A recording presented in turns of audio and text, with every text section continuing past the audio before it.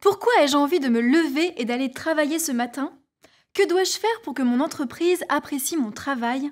Les réponses à ces questions ne figurent pas dans le contrat de travail. Pourtant, le nouvel embauché va vite détecter les comportements qui vont attirer l'attention et lui valoir de la reconnaissance, tout autant que les comportements qui entraîneront l'indifférence, voire pire, l'hostilité ou la réprobation. L'objectif du contrat invisible est de décrire les motivations majeures qui sont valorisées dans l'entreprise et également de faire ressortir les freins culturels. Grâce à cet éclairage, le dirigeant va pouvoir s'appuyer sur les ressorts de motivation tout en évitant les pièges pour mener à bien une action de transformation de l'entreprise. Ainsi, toute opération de transformation doit se faire en tenant compte du contrat invisible.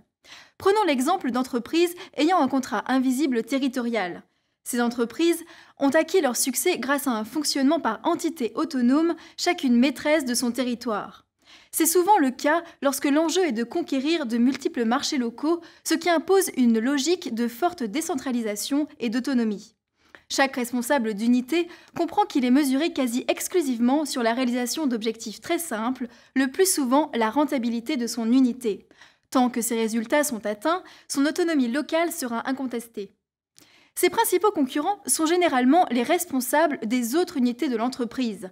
La loyauté interne devient dès lors une règle sacrée de promotion et le travail transversal une faute, voire une trahison.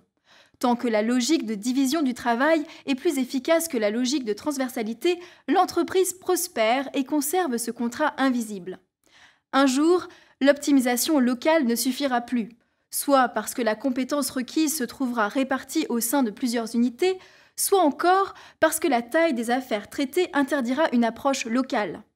Il deviendra alors nécessaire de développer de la transversalité au sein de l'entreprise, ce qui sera très difficile dans une entreprise territoriale. Il faudra faire émerger des motivations et éléments de fierté qui se superposeront à celles du territoire afin de promouvoir un fonctionnement plus transversal.